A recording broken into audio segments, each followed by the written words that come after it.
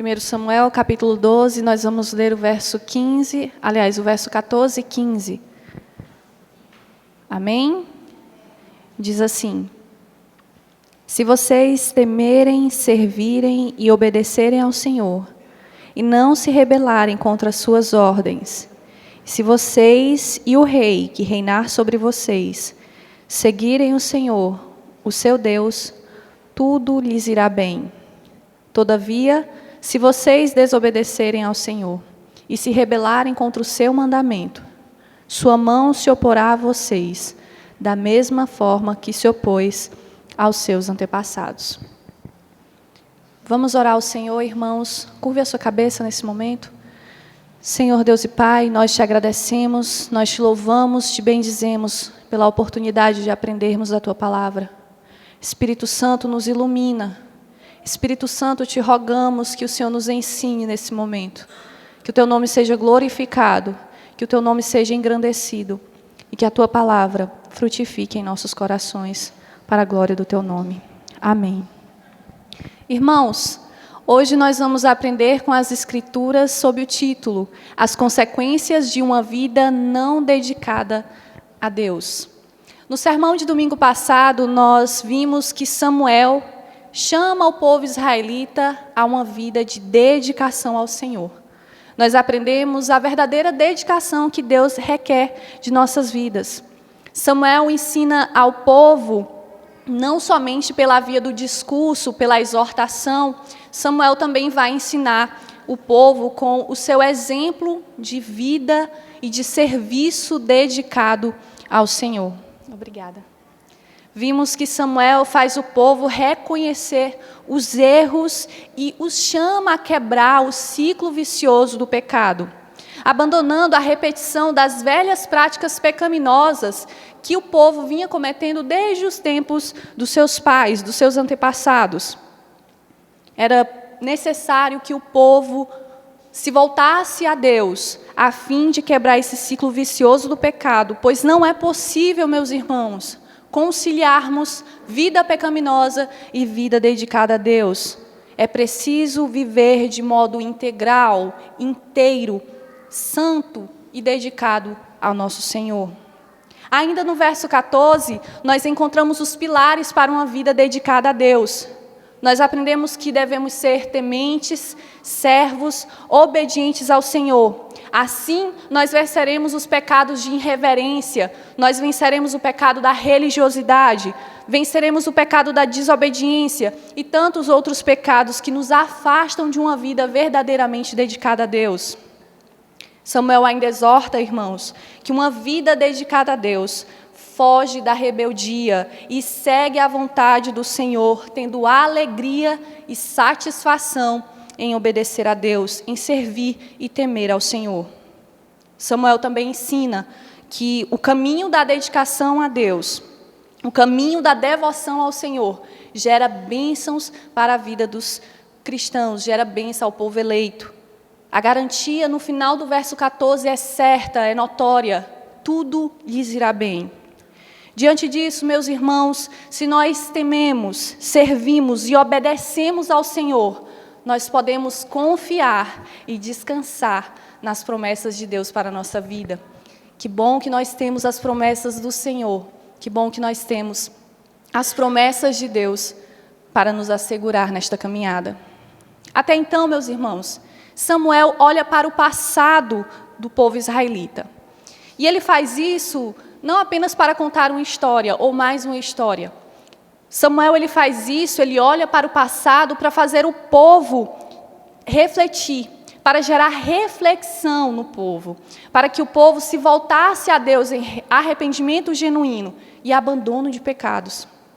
Samuel entende a importância de fazer uma anamnese, uma recordação da real condição do povo de Israel, para que então eles se voltassem a Deus em dedicação e devoção. Só depois de analisar bem o passado, Samuel chama a olhar para o futuro, pois uma vida dedicada a Deus tem benefícios, tem bênçãos, tem a segurança do Senhor. Contudo, uma vida longe de Deus traz consequências e penalidades. No sermão anterior, nós nos dedicamos em entender os pilares de uma verdadeira dedicação a Deus. Hoje, irmãos, pela luz das Escrituras, nós veremos o que uma vida sem dedicação a Deus pode nos acarretar. A começar pelo nosso primeiro ponto, uma vida sem dedicação a Deus nos faz rebeldes. Vejamos o verso 14 mais uma vez.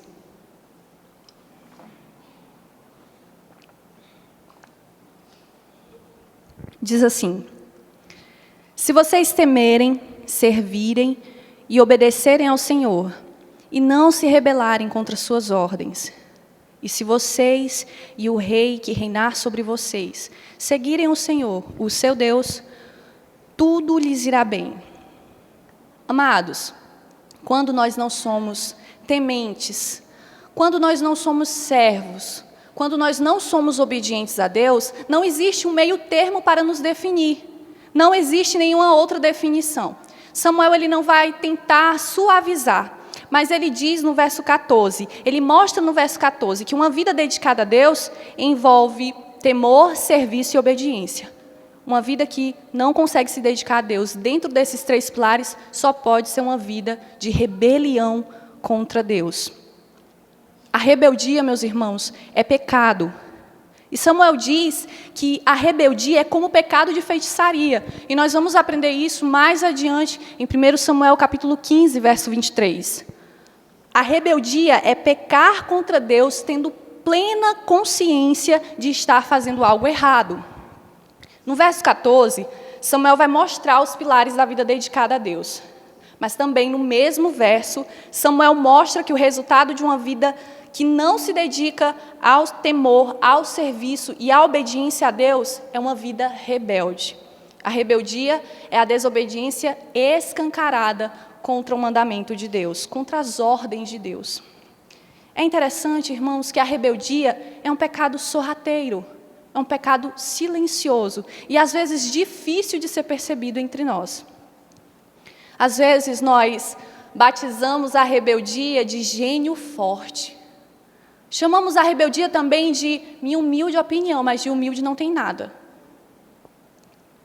A rebeldia parece inofensiva.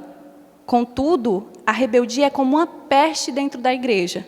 É como uma doença contagiosa que, se não tratada, se não disciplinada correta e rapidamente, vai contagiar a muitos irmãos.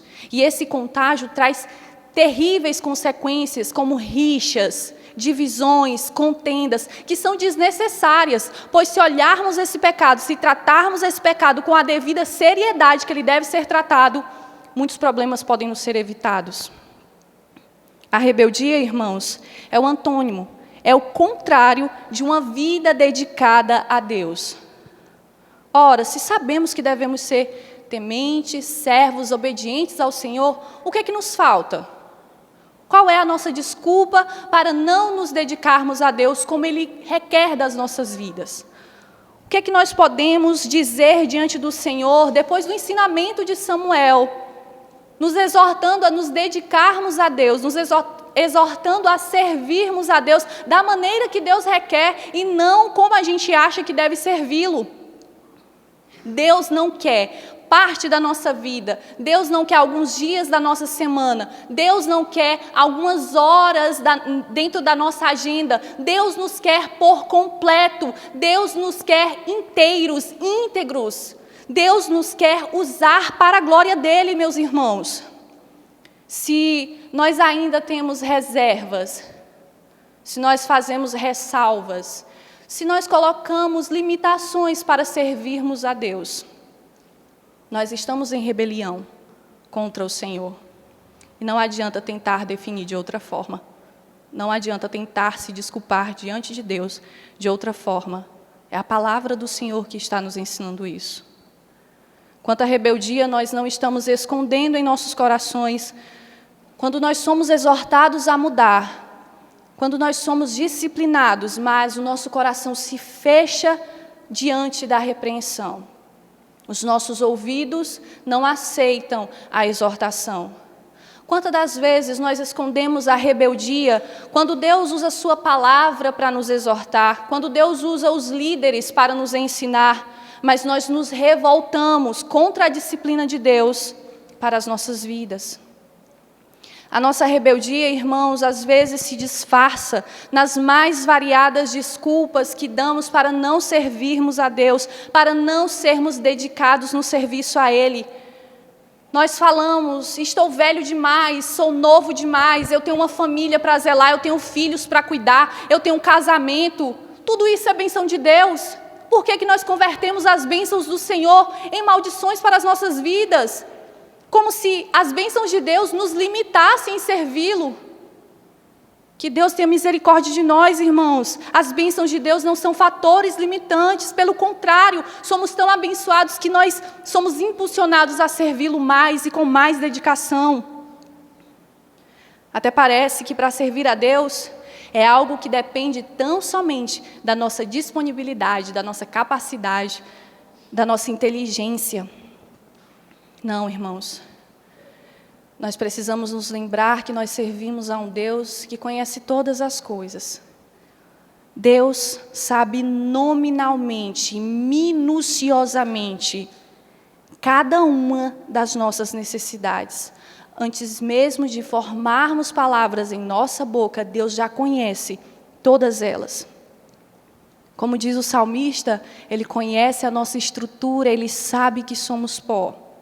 Ele sabe as dificuldades que suportamos, Ele sabe também como, quando e onde nós fraquejamos.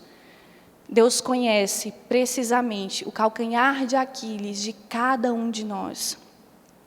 E diante das nossas fraquezas, das nossas necessidades, Deus nos concede graça e essa graça nos basta. Porém, diante da graça do Senhor, nós ainda não confiamos suficientemente no poder de Deus. E nós respondemos ao chamado do Senhor para vivermos uma vida dedicada, uma vida devota ao Senhor, cheio de milindres. Nós estamos cheios de dedos, de preocupações, de ansiedades, e nós colocamos tudo isso diante de Deus para não servi-lo dedicadamente.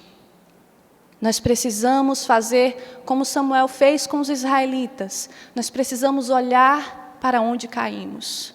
Precisamos olhar para o passado. Precisamos ver onde e por que deixamos de acreditar no Deus da provisão, no Deus do cuidado, no Deus zeloso que não nos desampara. Precisamos olhar para o passado e encontrar em qual momento nós deixamos de acreditar no Deus que não desampara. Nós precisamos refletir, irmãos, se realmente estamos levando uma vida de dedicação ao Senhor ou se estamos sendo rebeldes contra o nosso Deus. Que a rebeldia não esteja tão entranhada, tão enraizada em nossas vidas, a ponto de não seguirmos as ordens de Deus.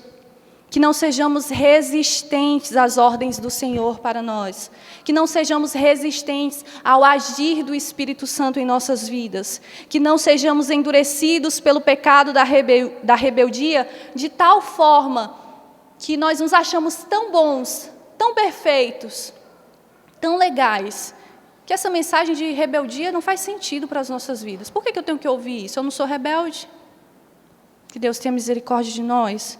Porque uma coisa é fato, se Deus nos disponibilizou a oportunidade de estudarmos o primeiro livro de Samuel, e chegamos ao capítulo 12, e nesse momento Deus fala através da sua palavra sobre rebeldia, obstinação, dureza de coração, é porque esse pecado é uma realidade em nossas vidas. Esse pecado é uma realidade na nossa comunidade. E nós precisamos nos atentar a isso. Nós precisamos estar sensíveis à direção e ao ensino do Senhor para as nossas vidas.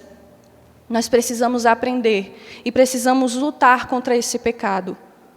Que a rebeldia seja uma antiga lembrança, uma terrível lembrança que trazemos à memória de uma vida antes da cruz. Porque antes de Jesus nos alcançar com a sua salvação, nós estávamos em um estado de rebelião contra Deus. Que a rebeldia seja essa lembrança ruim de uma vida passada antes da cruz, meus irmãos. Que nós não estejamos em rebelião contra o Senhor. Lutemos contra todo e qualquer sinal de rebeldia em nossas vidas, que a rebeldia seja combatida nesta comunidade, entendendo que a nossa postura diante de Deus deve ser uma postura de servos e não de rebelados contra Ele. Irmãos, se não nos dedicamos verdadeiramente a Deus, nós estamos em rebelião contra o Senhor. A rebelião precede a queda, e a queda muitas das vezes já aconteceu na vida de um rebelde, mas infelizmente o rebelde é o último a se aperceber que está caído e afastado do Senhor. Que o Senhor nos mostre, irmãos, que o Senhor nos sensibilize e que o Senhor possa nos mostrar a rebeldia egoísta que se esconde em nossos corações e que Ele nos ajude a abandonar esse pecado, que Ele nos ajude a sermos dedicados ao Seu reino, ao Seu serviço. Pois uma vida sem dedicação a Deus, além de nos tornar rebeldes, nos afasta das bênçãos do Senhor. E este é o nosso segundo ponto, irmãos. Uma vida sem dedicação a Deus nos afasta das bênçãos do Senhor. Samuel explica ao povo que uma vida dedicada a Deus garantia que tudo lhes iria bem. No entanto, nós sabemos, irmãos, que servir a Deus com dedicação não é uma tarefa simples, não é uma tarefa fácil. Nós devemos ser sinceros e precisamos admitir que nenhum de nós aqui somos supercrentes. Nós vivemos em um mundo caído, nós sofremos tentações, nós lutamos contra pecados, nós estamos sujeitos a dificuldades. Nós sabemos que cristãos não têm uma vida isenta de sofrimentos. Nós não vivemos alheios a dificuldades desse mundo. Ser cristão não garante a ninguém uma vida de sucesso, uma vida de regalias, uma vida de ostentação. Nós sabemos tanto pela história dos hebreus, quanto pela história da igreja, que o povo eleito sofre, padece nesta terra. Então, será que o velho Samuel se enganou quando afirmou, tudo lhes irá bem? O que será que Samuel queria nos ensinar, irmãos, dizendo que tudo nos irá bem? Quando temos tantas dificuldades, quando sofremos tantas coisas nessa terra. Irmãos, Samuel não se enganou. Samuel estava ensinando o povo israelita e ao rei que servir a Deus é um enorme privilégio, é uma enorme bênção. Os israelitas não deviam adorar, se prostrar diante de outras divindades. Os israelitas não deveriam servir aos deuses pagãos das nações que eram vizinhas deles. Os israelitas não deveriam depositar sua confiança na monarquia, no rei. Os israelitas precisavam se voltar para Deus em dedicação, em humilhação, em serviço. A adoração dos israelitas deveria se voltar para Deus. Do mesmo modo, o monarca Saul não deveria presumir que era invencível, que era intocável, que era insubstituível, que era poderoso. Afinal, era o primeiro monarca de Israel. Ele não deveria confiar que a monarquia ali iria garantir todo o bem, de modo algum. Saul deveria ser submisso a Deus, pois mesmo sendo um rei, era mais um servo do Senhor. E ele devia ser exemplo em serviço dedicado a Deus, em diligência, dando exemplo ao povo israelita. Quando o povo e quando o rei se apercebessem e buscassem ao Senhor de todo o coração, o Deus Todo-Poderoso, o Deus Todo-Bondoso, o Senhor de toda a provisão, o Senhor dos exércitos, o Senhor da cura, o Senhor dos maravilhosos e grandiosos feitos, se revelaria aos israelitas com suas bênçãos incontáveis. Uma vida sem dedicação a Deus nos afasta dessas bênçãos, pois a maior bênção que já recebemos, que é a salvação, nos faz servir a Deus, nos faz entender que servir ao Senhor é uma das maiores bênçãos e privilégios que Ele nos disponibiliza. Infelizmente, nós não entendemos essa verdade, porque se nós entendermos essa verdade, que servir a Deus é um privilégio, nós serviríamos mais, nós nos envolveríamos mais, nós nos dedicaríamos mais. Tudo irá bem, não porque nós temos capacidades, ou porque nós sabemos de algo, ou porque nós temos poder aquisitivo, porque nós temos dinheiro, nada disso.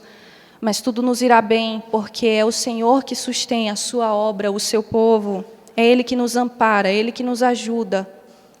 E todas essas bênçãos do Senhor nos são reveladas durante o serviço. Atente-se bem, é durante o serviço ao Senhor que suas bênçãos nos são reveladas. Bênção nenhuma cai do céu.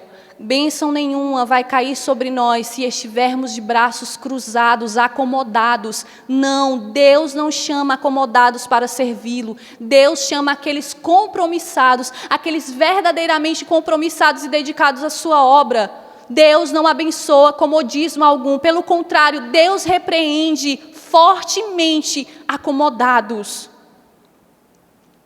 Deus nos garante que tudo nos irá bem quando obedecemos e servimos, fugindo da rebelião, fugindo da zona de conforto, sendo servos, não por alguns dias, não apenas por algumas horas, não apenas aqui dentro do templo, mas quando nós vivemos de acordo com a vontade do Senhor e nos submetemos verdadeiramente ao seu senhorio.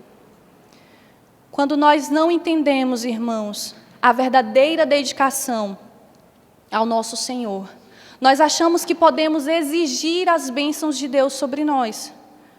E aí nós empenhamos o nosso tempo em nossas realizações pessoais. Nós corremos atrás dos nossos sonhos, nós corremos atrás dos nossos objetivos, nós corremos atrás das nossas realizações pessoais. Eu lembro-me que eu fiz muitas e muitas provas para passar em psicologia e eu conseguia bolsas universitárias muito longe daqui da Caucaia.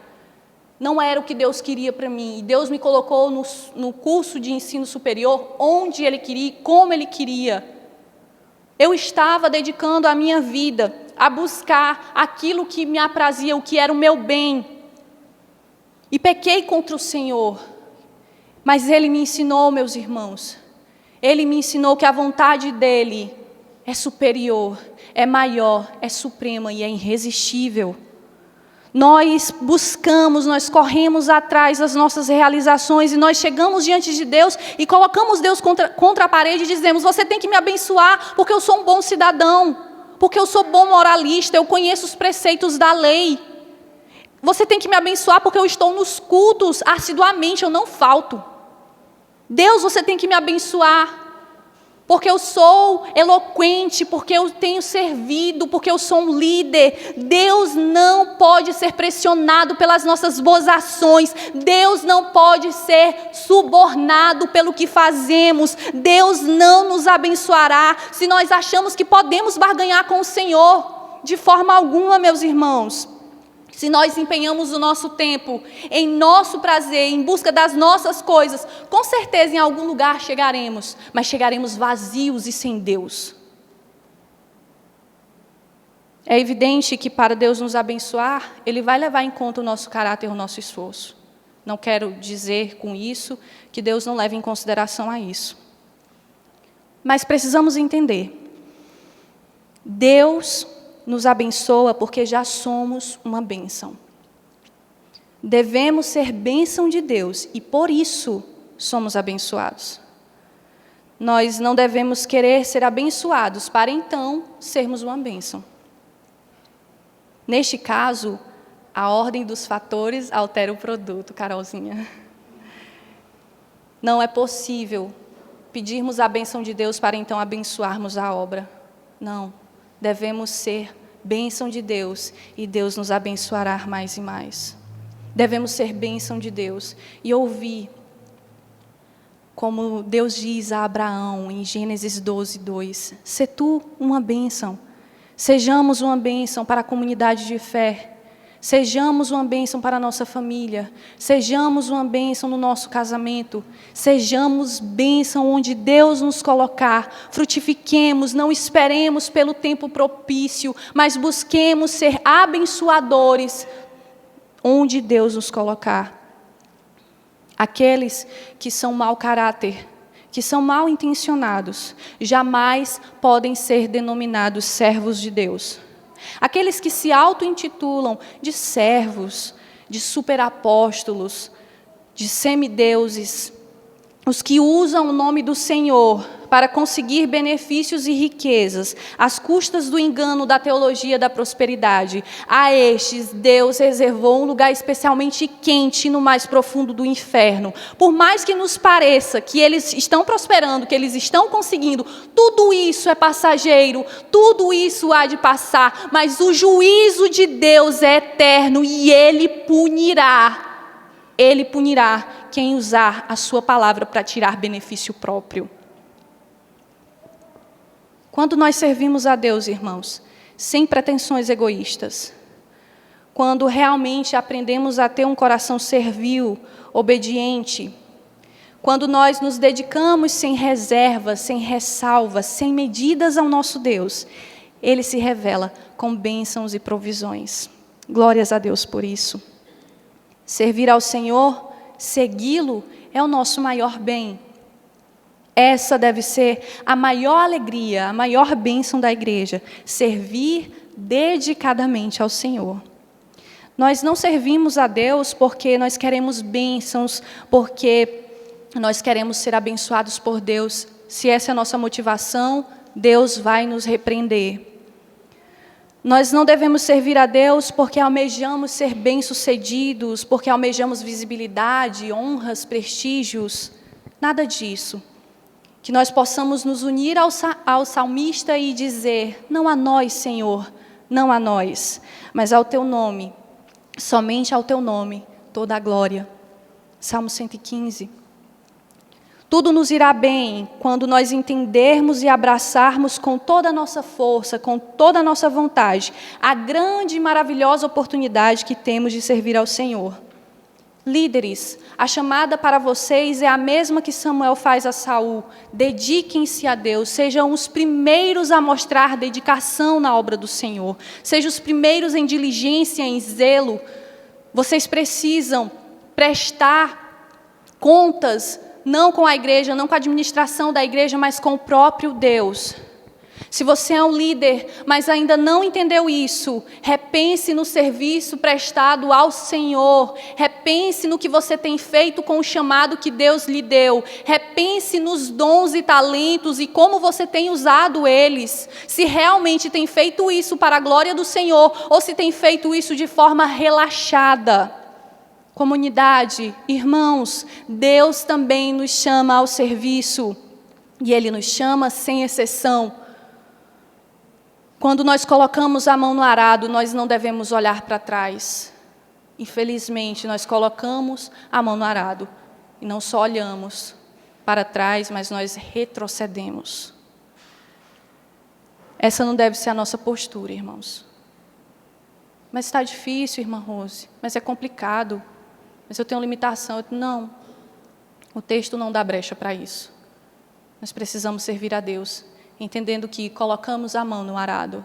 E por mais que o arado nos faça sangrar, nós seguraremos firmes, porque o Espírito Santo nos conduz a servi-lo, acima das nossas limitações. Que nosso arrependimento, irmãos, não seja não termos servido mais ao Senhor. Que jamais venhamos a ser rebeldes, obstinados, que não servem a Deus dedicadamente. Sejamos benditos para a obra de Deus. Sejamos benditos para o reino do Senhor. Que Deus nos livre de sermos malditos por causa da falta de zelo, da falta de dedicação e porque servimos o Senhor relaxadamente.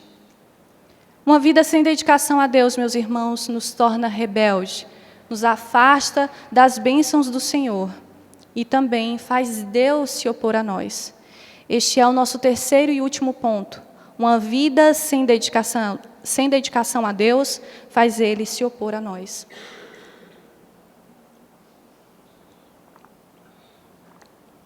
Vamos ler o verso 15? Diz assim: Todavia, se vocês desobedecerem ao Senhor e se rebelarem contra o seu mandamento, sua mão se oporá a vocês da mesma forma como se opôs aos seus antepassados. O verso 15, meus irmãos, inicia com uma clara oposição ao verso 14. Por isso, nós não poderíamos olhar apenas o verso 15 hoje. Nós precisaríamos colocá-los juntos para entendermos essa oposição. Samuel, ele usa a ferramenta do contraste no seu discurso. E ele faz isso para mostrar de forma muito precisa e evidente que temer, servir e obedecer a Deus geram bênçãos, como nós vimos no finalzinho do verso 14. Mas desobedecer e se rebelar contra o Senhor resulta em terríveis consequências. E Israel já vivenciara essas consequências no decorrer da sua história. Samuel, ele não vai fazer rodeios. Ele não vai tentar usar de eufemismo, ele não vai tentar suavizar a mensagem. Samuel é muito direto. Ele fala que se não temos uma vida temente, servil, obediente ao Senhor, nós sofreremos as penalizações por vivermos em rebelião contra Deus. Samuel, ele não está tocando o terror, ele não está apavorando, ele não está amedrontando os israelitas. Samuel, ele está alertando, ensinando que Deus pune, Deus se opõe, Deus corrige o pecado. Por mais que nos custe ou nos desagrade falar da oposição de Deus, ela é real, ela existe. E Samuel está ensinando isso. Deus sempre agiu em toda a história do povo israelita. Desde que Israel foi liberto da escravidão egípcia, no período da peregrinação até a Terra Prometida, no período dos juízes e agora na monarquia. Deus sempre interviu na história. Ora, ele foi libertador, Deus agiu como salvador, mas também Deus agia e intervia como legislador, como juiz, pronto a punir o pecado severamente. Desobedecer e se rebelar contra o mandamento do Senhor também pode ser entendido como não dar ouvidos à voz de Deus. Na versão Almeida Corrigida Fiel, o verso 15 pode ser lido da seguinte maneira: Mas se não derdes ouvidos à voz do Senhor, e antes fordes rebeldes ao mandamento do Senhor, a mão do Senhor será contra vós, como era contra vossos pais. Nessa versão da Almeida Corrigida Fiel, nós podemos entender de forma mais precisa o que Samuel está ensinando aos israelitas. Deus faz oposição contra a surdez do povo diante da sua vontade expressa pelo seu mandamento. Não dar ouvidos à voz de Deus mostra a dureza do coração, mostra a rebelião deliberada em desobedecer ao mandamento do Senhor. Ouvir, no texto hebraico, traz uma ideia mais profunda, uma ideia não só de ouvir sons, não só de ouvir ruídos, traz uma ideia de compreender, de se submeter ao que está sendo ouvido. Mas não é possível compreender e se submeter à vontade de Deus se o coração, se o nosso coração for rebelde, for obstinado. Porém, nós vivemos a intervenção divina em nossas histórias. Deus nos converteu com a sua poderosa mão e nos possibilitou passar da surdez para a compreensão das verdades espirituais para a nossa vida. Através da conversão, hoje nós podemos ouvir claramente a voz de Deus, através dos seus ensinamentos, através da palavra.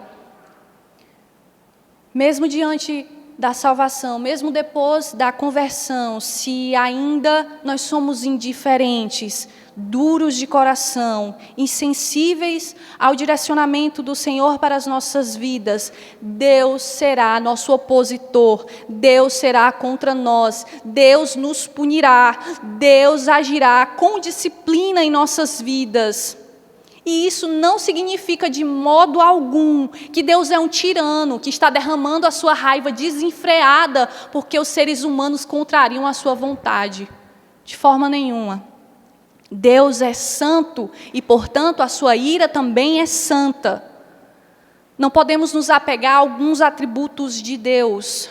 Nós somos tendenciosos a nos abraçarmos com o amor, com a bondade, com a misericórdia de Deus, mas nenhum desses atributos anula os demais atributos divinos. Deus é justo, Deus é santo, sua natureza divina é contra o pecado e sua ira não é um desvio no caráter de Deus. A ira de Deus é santa, é divinamente perfeita, é divinamente boa, tanto quanto os seus demais atributos. Nós podemos entender a ira de Deus, irmãos, como sua santidade em ação contra o pecado. Portanto, não se dedicar a Deus faz ele se opor a nós. E Israel pode nos exemplificar claramente essa verdade. Todas as vezes que o povo pecava e se distanciava de Deus, sendo infiel, ingrato, rebelde, Deus os corrigia através das punições. A história de Israel no Antigo Testamento é uma clara oposição de Deus contra os pecados cometidos por aquele povo. É possível ver a ira de Deus se manifestar com pragas, guerras, submissão do povo israelita aos povos inimigos, doenças, miséria, escassez, e até o ponto mais difícil que o povo experimentou, que foi o cativeiro. Israel tinha provas concretas de que Deus não estava distante. Deus acompanha de perto todos os acontecimentos. Deus não deixou o povo israelita ao bel prazer da monarquia, ao bel prazer do rei Saul.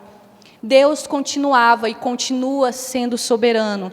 Ele intervém na história de forma graciosa, de forma salvadora, mas esse Deus gracioso, esse Deus salvador, também intervém na história fortemente contra o pecado. Ele julga, ele se opõe, ele disciplina os pecados, ele se opõe aos pecadores. O Senhor não está indiferente aos acontecimentos da história. Deus não deu corda no mundo e depois deixou por conta própria. Deus não entregou as nossas vidas ao mero destino. Deus não deu as costas para a sua criação. Ele governa todos os acontecimentos, desde os mais singelos atos da graça comum, como a chuva, como um dia de sol, como árvores que frutificam, até os acontecimentos mais escandalosos da humanidade. Estão todos diante de Deus, nada escapa do seu controle, nada escapa da poderosa mão de Deus. Ele controla todas as coisas, gostando ou não, Deus está assentado no mais alto e sublime trono. Ele não é um Deus distante, Ele é um Deus conosco, Ele é o Deus próximo, Ele sabe tudo o que acontece nas nossas vidas, Ele sabe minuciosamente do que nós fazemos. Ele sabe de todos os nossos pecados. Ele é o Deus que se opõe severamente contra o pecado. E Samuel ensina isso aos israelitas. Deus se oporá a vocês da mesma forma que se opôs aos seus antepassados.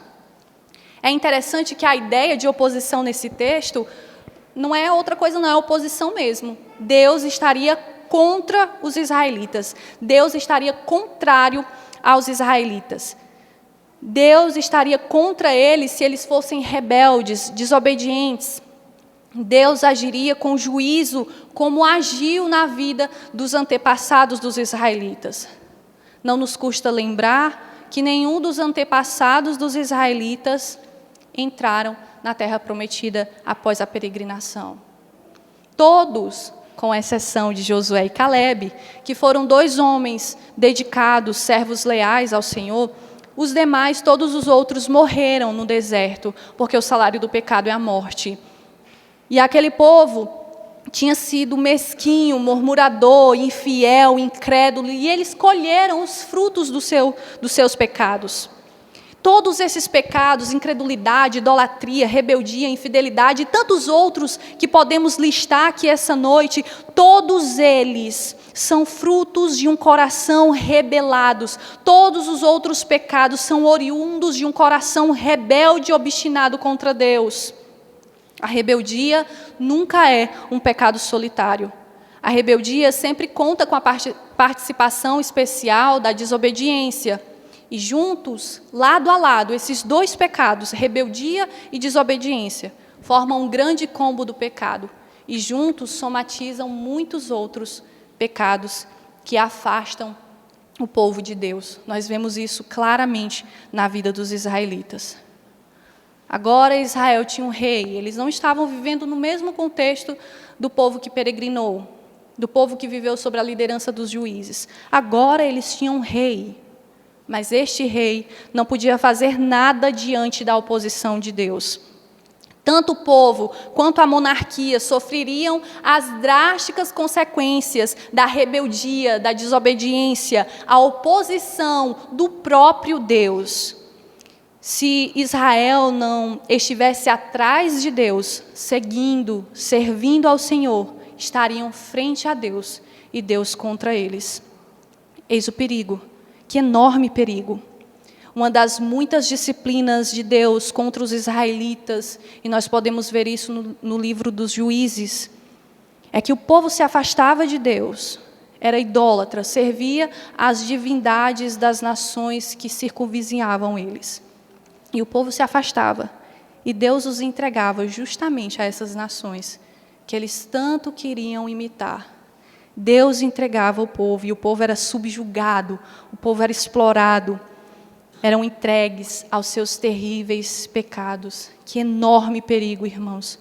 Que terrível coisa é quando Deus nos entrega aos pecados. Que Deus nos livre disso. Nós sabemos que várias vezes Israel esteve nesta condição, Israel viveu essa situação de ser entregue aos pecados. E em todas essas situações, Deus não deixou de punir a idolatria, Deus não deixou de punir a rebeldia, Deus não deixou de punir a desobediência, Deus não colocou os pecados debaixo do tapete, Deus puniu, Deus disciplinou, Deus trouxe as consequências do pecado, porque Deus é contra o pecado. Nós não podemos nos esquecer disso. Não é diferente conosco, irmãos. Se nós nos afastarmos de Deus, se nos rebelarmos contra o nosso Senhor, se nós o desobedecermos, se não servirmos dedicadamente, nós sofreremos consequências, e essa consequência é a oposição do próprio Deus. Deus será contra nós. Deus abomina o pecado. Por isso, nós devemos entender que nós não somos o centro do coração de Deus. Se desobedecermos, se nós nos rebelarmos, Deus não passará a mão na nossa cabeça. Ele não vai nos considerar coitadinhos, vítimas da sociedade. Deus irá nos punir com forte mão. Deus nos corrigirá. Ele estará contra nós, contra os nossos pecados. E a oposição de um santo Deus é de assustar-nos. A oposição de Deus contra pobres criaturas, quem pode resistir à mão do Senhor?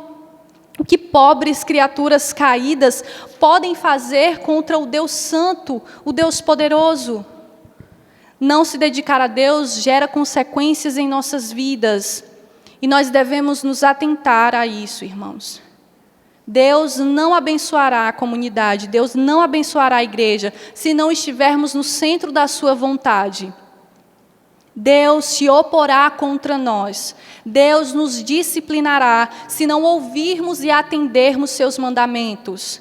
Deus nos punirá se vivermos uma vida dúbia, uma vida pecaminosa, achando que podemos enganar o nosso Deus. Deus nos punirá se nós o servirmos relaxadamente. Deus não deixará de nos disciplinar, irmãos, se negligenciarmos a propagação do Evangelho. Deus nos punirá se formos escândalos para a fé dos mais fracos. Deus nos punirá se nossa aparência é de piedade, mas nós não vivemos segundo a sua verdade. Deus está pronto para tratar as nossas mazelas. Não adianta tentar esconder. Deus está pronto para se opor ao pecado, assim como Ele se opôs no decorrer de toda a história. Que maravilhosa e terrível verdade. Maravilhosa porque nós não estamos entregues ao acaso. Deus continua acompanhando todas as coisas. E que terrível, pois Deus pune, Deus julga e Deus é justo. A medida do julgamento de Deus é justa, Ele não inocenta o pecador. Nós podemos confiar que Deus controla todas as coisas e nós não estamos fadados a ser como os nossos pais, como cantava Elis Regina. É verdade que o pecado original, o pecado cometido pelos nossos primeiros pais, Adão e Eva, manchou a imagem de Deus que nós carregamos. Porém, nada estava perdido, Deus não foi pego de surpresa.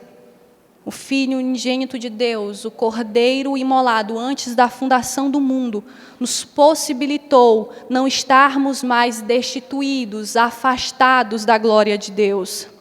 Hoje, pela salvação, pela graça do Senhor, nós somos justificados gratuitamente por sua graça, por meio da redenção que há em Cristo Jesus. Glória a Deus por isso. Como ensina Paulo em Romanos, capítulo 3, verso 24.